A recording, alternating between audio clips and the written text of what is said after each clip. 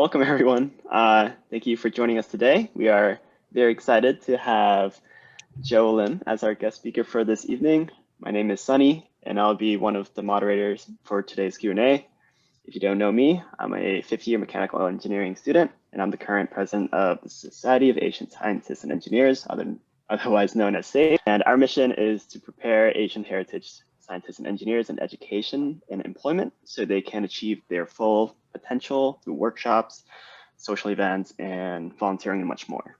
So moderating with me today is Ted Johnson, the Associate Director of the Sherman Center for Engineering Entrepreneurship, and I'll let him briefly introduce himself as well as talk about the SHRM.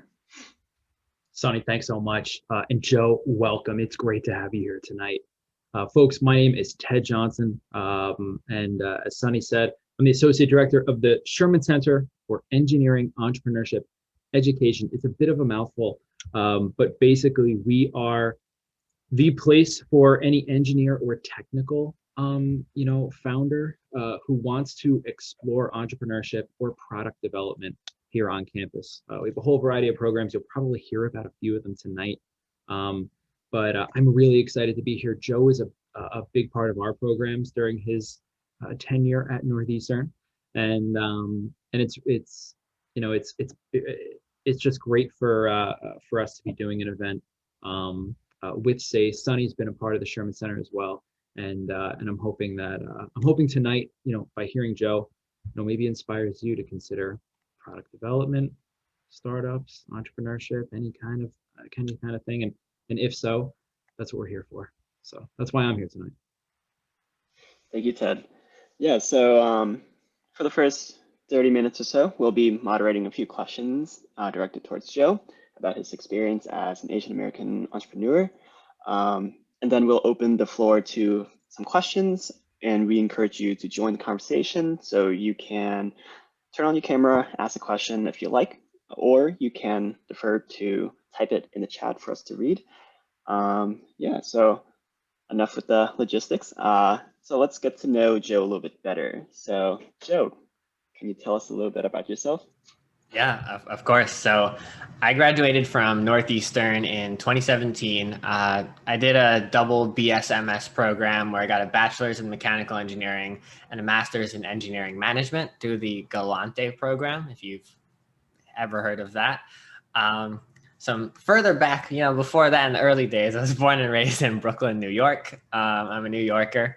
I'm actually half Asian, so I'm half Malaysian and then half Egyptian as well. So I have a little bit of this dual identity going on over there, which I'll comment on later if we get into that. But the bulk of my experience and my life experience, I would say, has come from co-founding a startup called Scholarjet. So I started Scholarjet with two other co-founders, Tuan Ho and Francisco Calderon, at the end of 2015, early 2016, while I was still at Northeastern. So at one point, I was doing bachelor's and master's courses, running a startup, and also on co-op, and that was a lot. So I don't recommend doing so many things at once. Is some quick advice to get things rolling. But after running Scholarjet for about 4 or 5 years, in a nutshell, due to the pandemic, the market for our startup basically disappeared. So we took a pause, and I switched to another startup called Compt, and now I'm leading product and customer success over there and not doing any mechanical engineering anymore. So that's an interesting thing as well. So that's a shortened intro. Happy to dive into any pieces of that, and excited to be here tonight. Thanks for having me. Sonny, can I jump in with maybe just a couple little anecdotes of my own? Yeah, for sure. So, Joe, you mentioned starting Scholarjet with Tuan around the end of 2015, and do you remember that was when we met, you and I? Yes. and I remember I had just started at the Sherman Center maybe 3 months prior, and I remember getting this email, and it was so professional from both you and Tuan. And I remember sitting in our just the main Sherman space right in the basement of Hayden Hall. We're sitting at this little table, and I remember sitting there and feeling so intimidated by you and Tuan. It was. It was mostly Tuan. It wasn't me. It's probably Tuan. And I remember you both sat down and you asked, so what are we going to get out of this? And I thought, oh my gosh, I don't know. But sure enough, you came on board, and you were our second Rev venture. Rev being a program to support, ventures who were just kind of a concept at that point. And you ended up becoming our longest running Rev venture as well. So it was, I mean, gosh, flash forward to when you graduated, and gosh, up until now, we got to know each other a very long time. And while your co-founder Tuan did the Sherman co-op, you were right there with them. You were in the Sherman Center day in and day out. And I do admit that I think a bond and a friendship was formed during that time. Not that I want to get too mushy here on the Zoom. Pulling back tears. I am, but no, it's wonderful to just be sitting here on the virtual stage with you today. One day I want to sit in the Sherman Center again, so we will. Coming back. Soon, I tell you, and to everyone on the call too, it is coming. We're coming back. We're coming back strong. Yeah, the new space you guys have is quite amazing too. I got to work in there for Generate for like a semester, but yeah, it's quite beautiful. Yeah, and also, so Ted shared his experience with Joe. I also share one on the Scholarjet end, well, I guess as a applicant. So I think it was like 2017. I remember participating in two Scholarjets competitions, and they were both a creative resume. So it's supposed to give a little bit of personality and flair versus, the traditional essay type of resume. And I don't know, Tuan approached me. He's like, you should definitely try this out. It's really cool. And I was like, I'll do it. It sounds really cool. And I really wanted to do like a Photoshop type of thing. I loved games, and I really wanted to like kind of show that and my personality into my resume. So I picked up Photoshop and GIMP overnight, and like I still use those software today. Even so, like, yeah, so I guess Scholarjet kind of like still follows me to this day, and yeah, I think it's pretty neat. And you can probably talk a little bit more about like your competitions, what they do, and your yeah. So I'm so glad to hear that you still use the skills that you used for applying to those competitions. That's awesome, and warms my heart to hear that. For those who don't know what Scholarjet is, basically what we did is we were very anti-resume. We wanted to find a way for students to win scholarship money and get hired at jobs without having to write an essay, without having to write a resume, but rather by showing your skills. We come from an engineering background. We're two mechanical engineers and a computer scientist. So we're like, if someone asks us to write an essay to win a scholarship or submit this, piece of paper to get a job that makes no sense, let me show you this 3D model. Let me show you this, website. Let me show you this creative resume where I'm actually showing my Photoshop and GIMP skills, or let me show you this digital marketing campaign that I made. And what we did is we partnered with different corporations to have them sponsor these competitions, and they would put $1,000 to $3,000. I think we had a $5,000 one at one point too. And these competitions, we would have students, undergrads, recent graduates apply for internships, for full-time positions, and also just win a few $1,000s to pay your next semester's tuition or pay off your student loan debt. So we had a blast. We wound up giving away around $90,000 throughout the course of Scholarjet's life cycle. We raised a few $100,000 from investors. We had a team of about 7 at some point with like interns and things like that. We had 5 full-time at one point. And it was a blast. We learned so much, and it was an awesome experience. So yeah, that's Scholarjet in a nutshell. Nice. Yeah, so I guess you talked about being a mechanical engineer. We kind of talked about this like before everyone kind of came in. Yeah. So I guess one might expect you to take a traditional path of building up your technical skills, especially through co-op, right? Since you're at Northeastern and working at a big company after graduation, and um, you kind of had really good co-ops too. So you worked at GE Aviation, and you also worked at Instron. I think it was like 2 co-ops or so, and both of them were Third was at Medtronic. Medtronics. Oh, that's a really good one too. Yeah. So you have like all these really good companies that you worked for. So what kind of inspired you to make the jump from traditional engineering to building a startup like Scholarjet? Yeah, great question, and I often ask myself that question still. Like, what went through went through my head that caused me to go on this journey?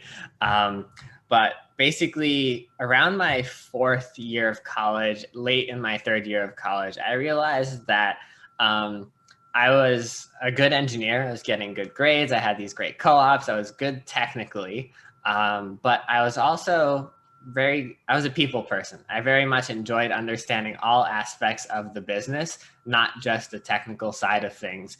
And around that time is when I started looking into like the engineering management program as well. I was like, oh, well, I can still hold on to engineering and then add some management in there to add the business stuff. To be honest, I had no idea what that meant. I was just like, this seems like a good opportunity. Also, it seemed like a good deal. I'm not going to lie. It's like, wait, I can continue doing my bachelor's and get a master's on top of that and not pay a master's degree tuition. That's like, my parents would love if I did this.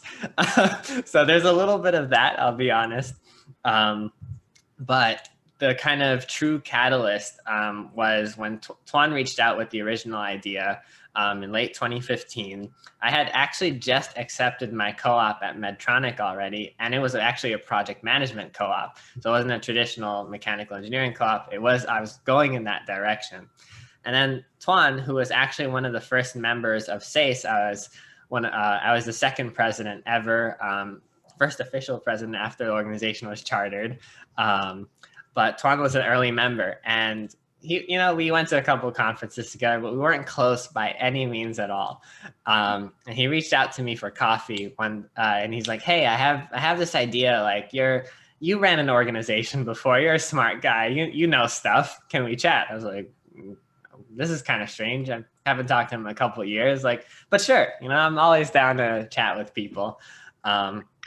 Shout out to Tuan for just being an amazing networker and just like not being afraid to reach out to anyone, reconnect, talk. And that's a very, very important skill to have. And it's especially, I'll be honest, not common with people with, Asian American or Asian backgrounds. Like, we tend to be a little bit more on the reserved side. So Tuan is the complete opposite of reserved. And he taught me a lot to reach out to people that way. But he told me about this idea, no resume, no essay. I want to give scholarships away. It actually wasn't even tied to jobs at the very beginning. It was just, I want to help people get funded for their education in an equitable way, and people from low-income backgrounds and people from diverse backgrounds in a way that makes sense. That's not just about your writing ability. And I was like, I hate writing. That makes sense to me. And he's like, want to be my co-founder? I was like, what's a co-founder? Like, what does that mean? What does it mean to start a business? I think back then, the entrepreneurship scene at Northeastern wasn't as mature. So like there weren't, and even like in general, the greater kind of college entrepreneurship scene, starting companies while in college, wasn't as hot either. So I was like, starting a company, like, I don't know, like I just accepted this co-op. I'm on track. I'm like crushing it with my grades and this and that, these leadership roles, like I'm all set. But then I was like, Tuan, but I was like, I love this idea. This is really cool. And I admire you for doing this. And he asked, do you want to be my co-founder? We were at Cafe Bene at Mass Ave near Northeastern. Good spot. I still remember. And I was like, let me get back to you. I need some time to think about this. I don't even know what this means. I actually wound up messaging him like less than 2 hours later saying, I'm in. Why the hell not? Let's see where this goes. And truly, it was at that point, it didn't feel too too much of a commitment. You know, it's like, I'm going to start this company with it's like starting a club, right? You know, it's not a big deal. It's just, let's just do this and see what happens. But over time, as we got to like test out this concept and tell more people about the concept and see the excitement on people's faces when we awarded our first scholarship, ran our first competition, started building a real website and all this stuff, I just kept getting more and more and more hooked. And when it came time, and I can expand on this if you're curious, but when it came time closer to graduating, I kept setting kind of like milestones. I was like, all right, I didn't grow up with a lot of money. I had a decent scholarship, but I was still paying a good chunk of money to go to Northeastern. And I was going to graduate with like $30,000 in debt, and I had no savings. I'm a student. And I'm like, if I want to pursue Scholarjet full time after graduating, I need some sort of runway. I need to pay bills. My parents live in New York. I can't go home and live there. So we kept setting these milestones. If we get like, you know, like $3,000 in the bank by this day, I'll be able to, you know, work full time for a little bit longer. If we get like this much for a little bit, I'll be able to work a little bit longer. And I remember in like January, February, in 2017, before I graduated, we just went on this like pitch competition spree. And we applied to like every pitch competition like in the world, basically. We wound up bringing in like $60,000, $70,000 of just pitch competition money. Tuan is an amazing public speaker and is really good at capturing the attention of others, especially with backflips. If you ever look at old Scholarjet things, he'll do a backflip to open up a pitch, and it's a pretty effective technique. But I had some amount of financial security. It was a great idea. We started getting traction. My previous co-ops were like, hey, you want to come back? And I was like, no. And, and I was like, am I doing this right now? And there's a lot of checks, and my parents were completely unsupportive. Being traditional immigrant parents, they were like, we want, like, you're graduating a master's degree in engineering, and you want to make like, you're paying yourself like minimum wage, basically, if that, to like work on this silly startup idea. My dad used to call me like fake Robin Hood, because we were taking money from like these donors and corporations and giving them to like students who needed it. He's like, how can you give this money away if you don't even have any money? So there's some pushback there. I'll pause there. That's a big story, but yeah.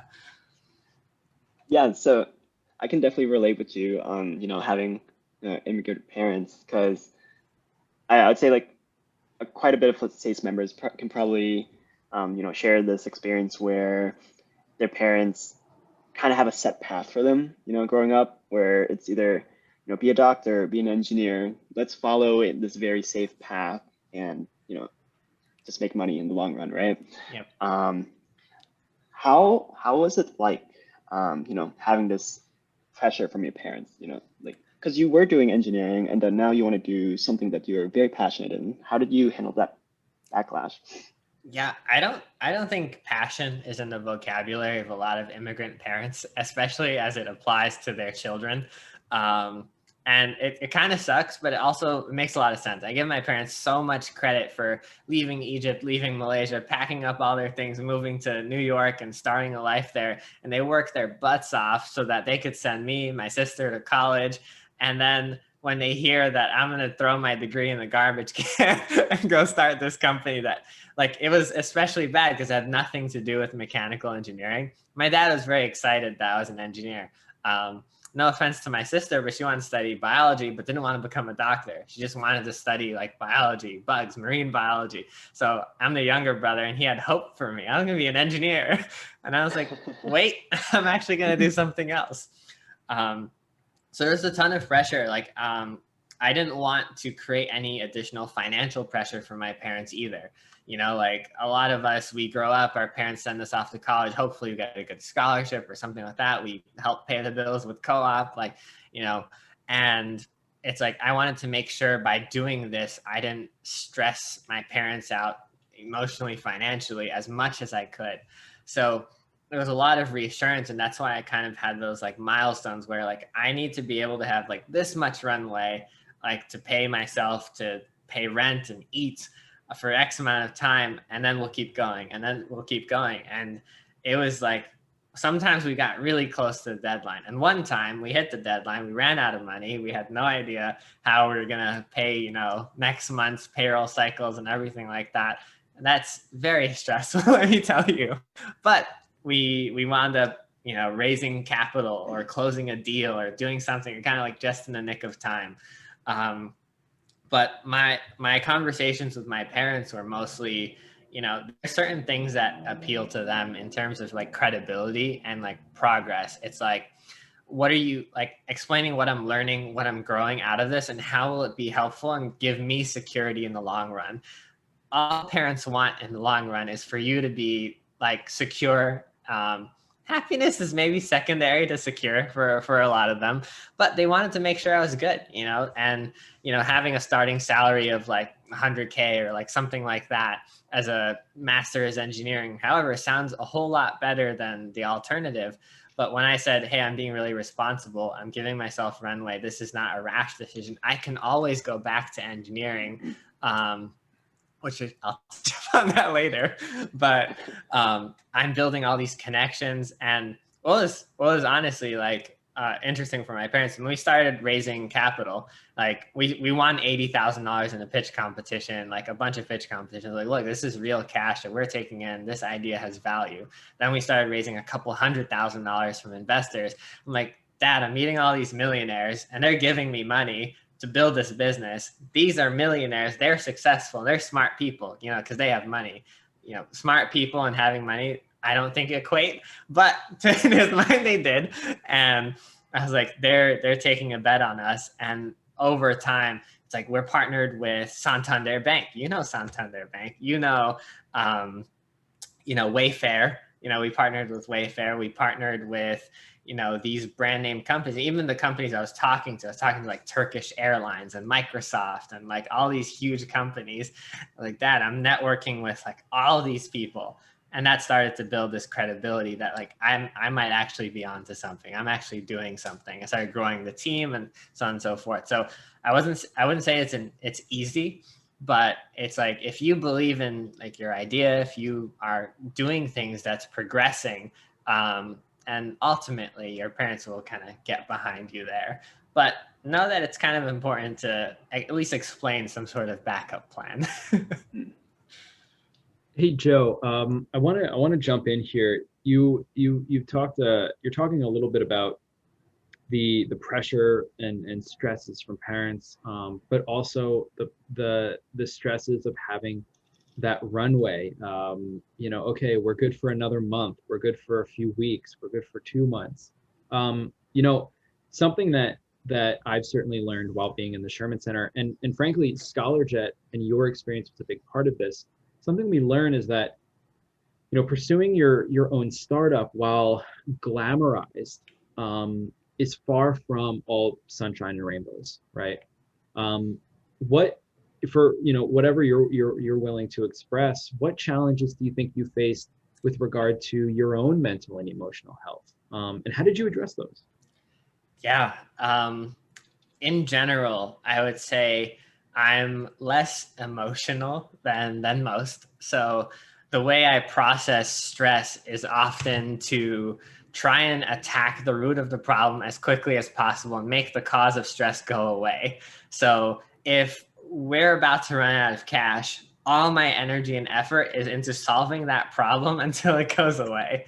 And that's not very healthy. I'll honestly say, like, sometimes you need to take a step back and like take space for yourself to recharge, recover, and you can't just be running at 100 miles per hour all the time. There was a point after I graduated, we got into Mass Challenge, this great venture accelerator. And I remember we were sleeping like 4 or 5 hours a night. I was skipping meals. It was like sheer adrenaline and excitement. It didn't feel that bad until we crashed. Like Tuan and I realized we were arguing with each other all the time. I was skipping meals. I was drinking Soylent, the meal replacement drink. It's not pretty. Ted remembers Soylent. I remember that. So that's pretty good. It's pretty good, but you should eat. This is Yeah, a no, for public sure. public statement. You should eat food. But I realized that like a big thing for me was I love energy. I like playing sports. I like running. I like, you know, exercise. And I started neglecting all of that, which was taking a huge toll on my mental health. And over time, I realized that like once I get to a certain point of stress, exhaustion, and all that buildup, like my performance like legitimately decreases. I thought I was immune to this. I was like, I'm a robot. Like my team used to just call me a robot. They're like, you're a machine. You can keep going and going and going and going. But I broke just like everyone else. And I started mixing up all my words, writing these like horrible emails. And what I wound up doing is like, I'm a robot in some ways. I like my routines. I like my schedules. So I was like, you know what? I got to make sure I'm a rock climber. I climb 3 times a week. Like I will not compromise this. This is important to my mental health. This is important for my physical health. Physical and mental are very linked together. Made sure that I was spending time away from Scholarjet, socializing with, you know, friends. And it's not like I have to hit a quota or something, but being very mindful of that. And being mindful of like the opportunity cost or what I'm choosing over something else. It's like, hey, if I'm going to work another 18-hour day, like what am I sacrificing? Making a conscious decision and say, I'm okay with that today, but like, let me be sure I take care of myself like tomorrow or the next day. Because oftentimes you get on autopilot, you're on this adrenaline rush and you just keep going and going and going. And you realize like, honestly, like a whole month could pass and you've like literally been working like the whole time. And I think creating checks and systems for yourself, like even since then, like post Scholarjet, I've picked up like meditation and journaling here and there. That's helped me. I got a dog. Dogs are great, you know, very good de-stressors. And just making sure that I continuously take time for myself so I can recover and recharge. But it's still a work in progress. My current boss, a very quick story, before I signed the offer letter to join Compt, my current company, which is also a startup, she said, we have unlimited paid time off. I used to work in the same office as you, and you were always there before me, and you always left after me. She's like, if you don't like take at least 3 weeks off in a year, I will forcibly deactivate your account so you cannot work anymore and you will take a vacation. You will take time off. And that's a shout out to my CEO, Amy. She's just like, she cares so much about like our well-being. And she puts us first, and she makes sure that we all take time to rest, recharge. And I've learned a lot about developing a culture where you put your people first. I really appreciate you you expressing that, and the idea of having a leader, a supportive leader that's willing to help create that culture when maybe it doesn't come so easily to you is honestly really profound. It's something that speaks to me. I want to dig a little bit deeper on something else you mentioned here. You know, you had a co-founder, right? You know, in Tuan and well, 2 co-founders. I mean, you've had Francisco as well. But even despite that, I've heard it said that that founding a startup can be an isolating experience. Did you have communities or a community or communities, more than one, that you felt helped support you throughout your time during Scholarjet? And if you had more than one community, was it a help or a hindrance to like balance, you know, multiple? Great question. I will say that one community was the Sherman Center community, including you, Ted. And Shashi was around too, former director, I believe, of the Sherman Center. But even just the other students that were there, either working on Generate, working on the other ventures, working on whatever they were working on. We had this like awesome community over there where students would just be like grinding on their passions or even just their homework. Honestly, they just cared about like, you know, getting what they needed to do done. And it was just a great community. Oftentimes, like, I bet a lot of us are feeling this today, working from home or, you know, schooling from home.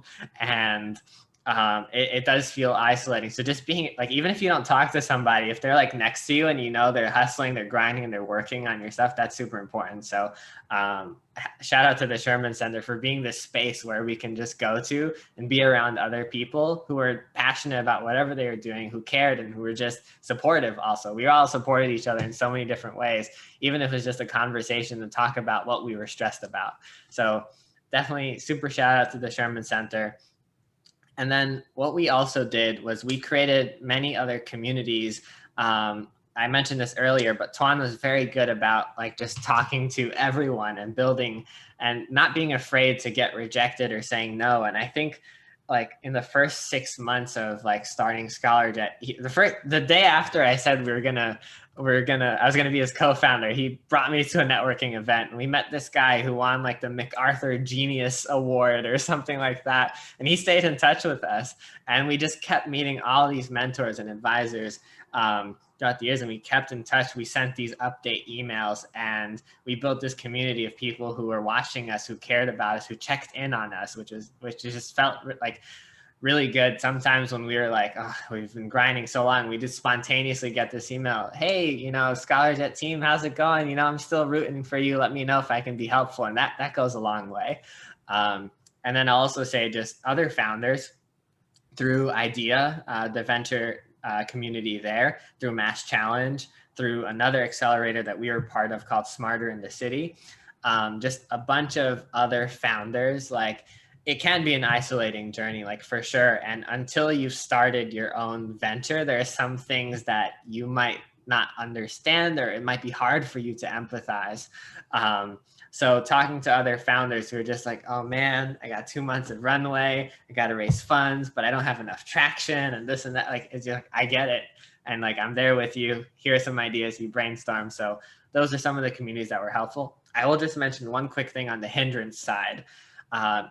Sometimes you can get just overloaded with too many mentors or just too many conversations, too many coffee chats, too many just conversations that don't necessarily have a purpose. Networking is really important, don't get me wrong, but if you over-index on that, it could take time away from your focus. And having too many voices telling you so many different things to do. We were young. We never started a company before. So anyone who had, white hair or, a nice beard like Ted, I'm kidding. We'd listen to that. But honestly, like, everyone's always going to have different opinions, especially if you're starting an innovative company. Like, what they're suggesting might not even apply because they haven't done what you've done before. No one has. So at some points I did feel overwhelmed with like too many mentors, too much advice. And we started being like very more targeted about like, this is the purpose of this mentor. But of course they're not just a resource for you. It's definitely a give and take. So we did a lot, like, because we started growing this huge community, we introduced people to each other, other founders to each other, other mentors to each other. And it's definitely a give and take. So don't just treat it as each mentor as a resource that I draw on whenever I need to. Definitely avoid that. I've seen some founders make that mistake. But do value each relationship, but be very intentional about your conversations. Joe, thank you. I really appreciate that. Of course. Yeah. So something you kind of mentioned was, having these mentors, and you also mentioned going to this networking workshop, trying to build like these skills, right? You also talked about going on a pitching spree earlier and raising over, like, I think the number was $70,000 in scholarship money from investors, and that's quite an amazing feat. At some point, you do get rejected by these investors, and that's how it is, especially in a startup. How do you handle this rejection? And do you believe your engineering and Asian Egyptian identity played a role in like this the decision of the investors? Yeah, a couple of points there, but I'll focus on kind of what I think is important to note. When we were pitching investors, oftentimes Tuan and I were the only minorities in the room. There's all like old white men with lots of money. I can't put it any other way. And oftentimes they just wouldn't get it. Like I remember we're trying to get scholarships to low income people from communities like Dorchester, Roxbury, so on and so forth. And then they said like, oh, I've never heard of this school, or this isn't really a problem. Like, how come my son at Lexington, blah, blah, blah, never heard of you? I'm like, we are targeting low income students, not Lexington, like private school, something.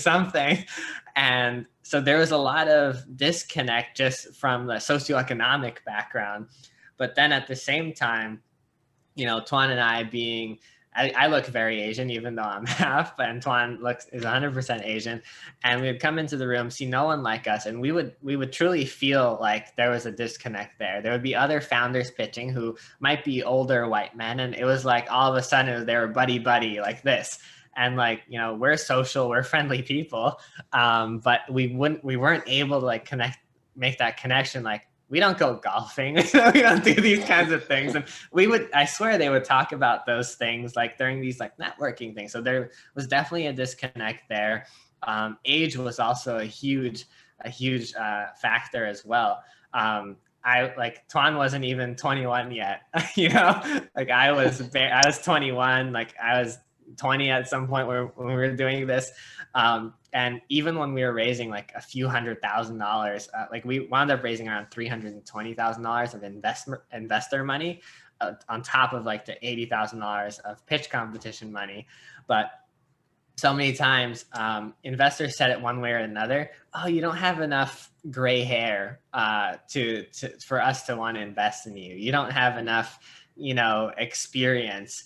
And they would say things like that. So gladly, but maybe not also gladly, there wasn't like direct racism around like our ethnic backgrounds. But we could tell that it was kind of like hidden. And just certain doors were not open to us as easily, being young, being Asian, being just not from where they came from. So there's a limited understanding, and there's a lot going on there. Ultimately, all of our investors who eventually invested in us, they were people who were passionate about diversity and inclusion. They're passionate about the problem that we were trying to solve. And we were so glad to have been patient and not have taken money from anyone who didn't get it, who didn't relate, who was just doing it for the ROI. Oh yeah, like I love your business model, let me invest, but like I don't give a crap about what you're actually doing. Like shy away from those. So I would say also just touch upon quickly in like sales. I did most of the sales for Scholarjet. I was pitching corporations and all this stuff. And when like I was young, I still am young. We're all pretty young still. None of us have gray hair. And you walk into a room and you're this like early 20s and you're pitching like the CEO of Santander Bank, who's like this 50-year-old guy who's worth like $1 bajillion. And like you do feel intimidated too, but you be respectful, you be authentic, and you believe in your idea, and you mostly, people are attracted to you being passionate and authentic and genuine, and you'll find the people who make sense that are going to support you. Thanks, Joe. I do want to dial back a little bit on your current position and as well as your past experiences, in the engineering companies that we talked about.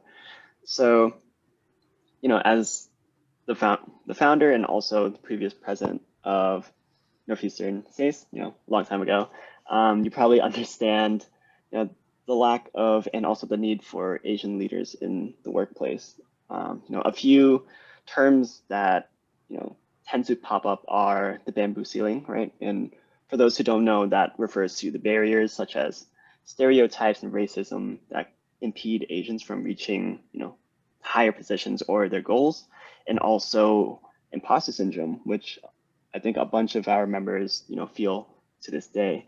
Do you have any experience with this, and do you have any advice on how to navigate these issues? Yeah, I'll touch upon kind of like the bamboo ceiling in general and Asian representation and generally the executive workforce. Oftentimes Asians are frowned upon for executive positions because it's often the loudest person in the room who gets the most attention and who is seemingly the most, right for the job. But because, I mean, we're dealing with so much of this right now with the attacks on the Asian American community. So the stereotype is we tend to be more reserved. We tend to be more quiet. We tend to grit our teeth and just say, like, let's just keep going. Let me do my job. Let me focus on what I can focus on. I remember my mom always taught me, like, even when there was like direct acts of racism, like towards us while we were walking around on the streets, she was like, don't worry, that guy's just being silly. He's just crazy, blah, just keep moving. And that perpetuates a lot of the issues that we're seeing today. And that's on a smaller scale in the workforce, but still kind of everywhere in the workforce as well. It's like, oh, this person is a really good hard worker. You get that stereotype a lot. Asians are very good hard workers. They're good at math thing. It's less relevant today, which I'm glad. But I think part of my inspiration for joining SASE and wanting to help the Asian American community was to help Asians just feel more confident in their abilities, their skills, saying it's okay to speak up, saying it's okay to be vocal, it's okay to be yourself, and not try to, suppress yourself around anyone, whether it be in an interview, whether it be at the workplace, whether it be just even with your friends. We had a professional and social side to SASE. And in interviews, like oftentimes you try to be this like model employee, and it's like that can often shoot us in the foot. So I think my advice there is anything you can do to help you feel honestly just more comfortable and confident is going to go a long way. And that might be pursuing things that you care about, you're excited about, you're interested about, because I was terrified that first networking event. Like I was a lot more reserved than I am today. I was not comfortable talking to strangers. My mom told me don't talk to strangers all my life, and here I am in a room with 50 other people. And the goal is to talk to as many strangers as possible. Mind blown. But I found it became easier and easier when I was talking about something I was excited about this venture that I was starting, about this, about what I care about. So it's not always that easy to only do things you care about. I definitely understand that. But if you can focus on at least the aspects of the work that you care about, if you can focus on the pieces of, a company that you care about, focus on kind of like interviews and things like that, you'll find that you can kind of like come out more that way. And I would recommend that there. Quickly to touch upon imposter syndrome, and I know we're running a little bit short on time, so I want to get some audience questions in. I still feel imposter syndrome to this day. Like our company ultimately it failed. We had to shut down. We weren't a successful exit. We didn't sell it off. And sometimes I think to myself, like, oh man, like, did we just waste all that investor money? Like we lost $400,000 of capital of people that believed in me. I was like, $400,000, that's a lot of money. Granted, it wasn't a million, so, there's a plus side there. But it's like these people put their trust in us, and we lost that. And I still think of that every now and then. But we actually sent a bunch of emails to investors explaining everything, and all of them came back to us and said, like, we're so glad you did what you did. You helped these many students, graduates. You learned so much along the way, and I'm happy to have like sponsored a piece of your growth and your journey to becoming a successful professional entrepreneur, so on and so forth. But like imposter syndrome, it does come back every now and then. What I say is like, it kind of feels like I don't like to brag. I like to keep reserved. It's still my tendency, but to like look back on all the things you accomplished and just kind of like stare at this list. It's like, what? We gave away $80,000. What? We built this team.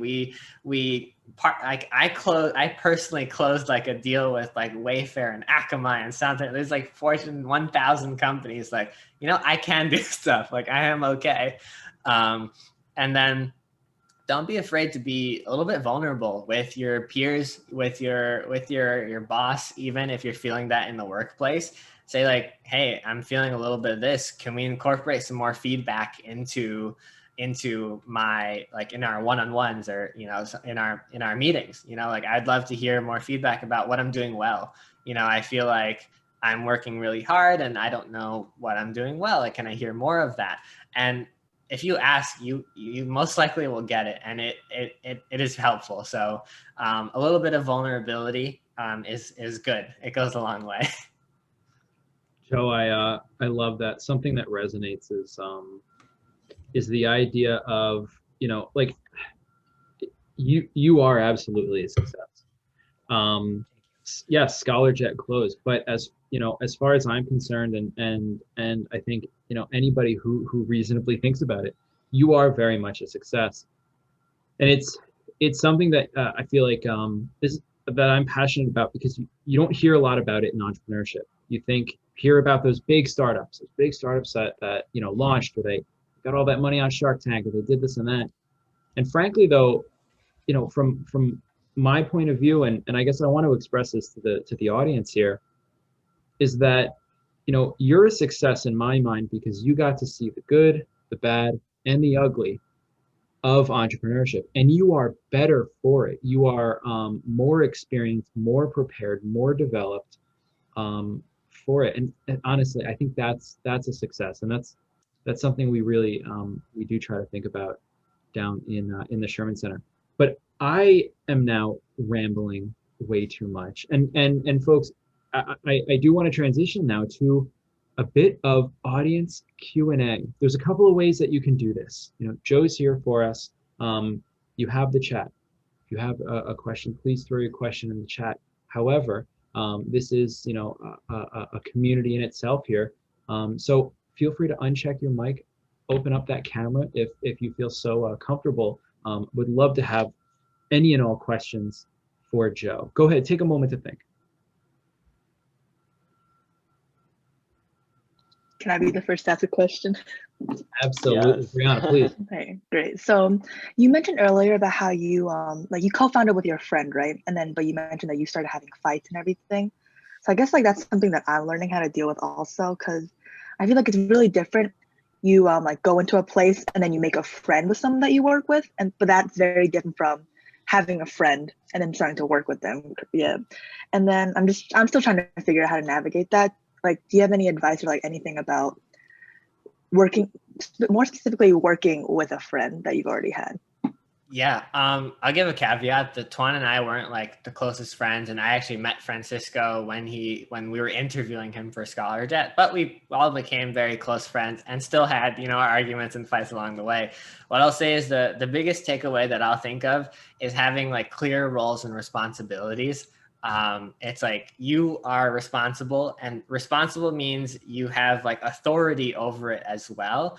It's like you're going to do engineering. You can ultimately make all the decisions there. You're going to own fundraising and marketing, and you're going to own sales and this, and having that clarity that's mutually agreed upon, of course, helps eliminate a lot of the tension. Having clear leadership status from like day one or as early as possible. If like we didn't agree upon like who is the final say in like one of these areas, Tuan, you're the CEO. You get the ultimate say and authority over, you know, anything. And that was very important to kind of figure out. Equity splits, painful conversations, they can be. Speaking like Yoda, they can be painful conversations, but that's also important to kind of set up pretty early on, just so everyone kind of knows where they stand. Like often people don't want to bring it up or don't want to think about it. They defer it. And it could create some resentment. It could just create some confusion. So I'd say the biggest thing there, kind of figure out what is everyone's role here? What is everyone's goal here? And make sure you revisit that. Like, make sure like, hey, are we still doing what we want to be doing here? And if we're not, like, it's okay to split ways. Like I've seen a lot of co-founders split ways and be so much better for it. So make sure that conversation is a continuous open dialogue. Make sure people feel comfortable to talk about these things. And hey, I'm not really feeling it right now. That's okay. Like, do you want to keep experimenting on this, or do you want to step away for a little bit and like make room for that? That's kind of one of the most important things as like a leader in a company. Great, thank you. I kind of had a follow. I don't know if like maybe I'm just unclear with this. Well, have you had like moments where you think because of like the friendship dynamic, there's some things that while they're your friend but also a coworker, because they feel comfortable with you, they're more likely to say things, but you feel like if we weren't friends, no one should say this to me in the workplace. Like, do you think that caused like any tension? Yes and no. We strive to have a culture of like full transparency. There's things about radical candor that you can read up on a little bit. But ultimately what you want from your team is to respect each other. And if they're saying things that you don't think should be said to you, and they're only saying that because you're their friend or however, like that does sound to me, I'm no expert, but that sounds like a respect issue, and also potentially unclear kind of like authority type of issue. So if you're, I don't know, I'm guessing if you're the CEO and like, you know, this is ultimately your baby and, you know, so on and so forth, like, if that's clear, you know, that's clear. If it's not, and this is truly a 50-50 partnership with that, which does exist and can be successful, then that's clear. And then you have to work on how to show respect for each other and have these sometimes painful conversations saying like, hey, I actually felt hurt when you said that to me. Like, is there something underlying there? And that's that piece on vulnerability again. Those are really hard conversations. Believe me, I'm not a confrontational person. And it's like, sometimes I had to say like, hey, like Tuan, like you kind of like took over in that meeting, even though this was kind of like my thing and I worked hard for it. And it's like, you got to talk about those like as soon as possible. Also like in the moment, don't just let them linger. Don't let resentment build up. So yeah, hope that helps. Great, thank you so much for that. I think Chris has a question. We have one before we jump into that, Chris actually has a question in the chat here. Joe, you see here, while a lot of my friends are unsure what career they want to pursue in the future, most of them are afraid to deviate from the safer traditional path. We were talking about this a little earlier, of just doing their 4 years, going to work in the industry. Were there any key mentors or events that helped you overcome any uncertainties while pursuing Scholarjet? Yeah, I'll give you the TLDR of this, the 2 lines in a read. Basically, having some financial capital, like just having some money to fall back on from those pitch competitions, made it kind of easy. It's like, you know what, I have 6 months to work on this. And if I get close to running out of money, I'm going to start applying for a job. I'm confident in my ability that I will eventually be able to get a job in mechanical engineering if things hit the fan. So that was just one kind of just shift in mentality. I'm like, Jeff Bezos, I like him for some reasons, not for others, but he talks about 2-way doors and 1-way doors. Basically decisions that can be reversible and decisions that are not reversible. And most people treat 2-way door decisions as 1-way door. They think, I have to make this and then I can't go back. And then like, if this is such a big decision and if I make the wrong decision, my life is over, and so on and so forth. Pursuing your venture is not a 1-way door decision. You can work on it for 2 weeks and say, never mind, and start looking for a job. You can work on it for 2 months, 2 years, and you can always stop. So having that mentality of saying like, hey, I can fall back on like these other things is important. Plus know like you're always building your network. You're always learning, like Ted articulated it very well. Like we've learned so much from our experiences. We're better for it. So focus on like, is this experience going to give me value that's going to help in my future endeavors? And if yes, like go crazy. I will just quickly say, I know we're at time, but I don't think I remember any mechanical engineering at this point. I'm about like 3-4 years out. But I chose to do software, you know, I chose to do something pretty different. And there was a couple of conscious decisions throughout Scholarjet where I was like, hey, should I spend some time on the side continuing to brush up on my mechanical engineering skills just in case? but I ultimately realized I don't want to be a technical person. I don't want to be a mechanical engineer. Kind of miss 3D modeling here and there, which I can always get back to. But I like the business side of things. I like pitching. I like sales. I like product management. And I made a conscious decision to say, I'm okay with at least sunsetting or archiving that experience in my head. So those were kind of like the helpful mental checks to help me make the decision. Joe, that's great. We're at time. We had one person uncheck their mic, and I just want to allow them to ask their question very briefly. Whoever did that, Alyssa, was it you or is it somebody else? I'm not sure. Okay. All right, she very did good. put a question in the chat. Then, Joe, our final question here from Alyssa: is there anything you would have done differently, professionally, or personally? That's a good one to end on. That's a big question. Let me tell you, that's a big question. What I would have done, I would have wanted to do a lot of things earlier.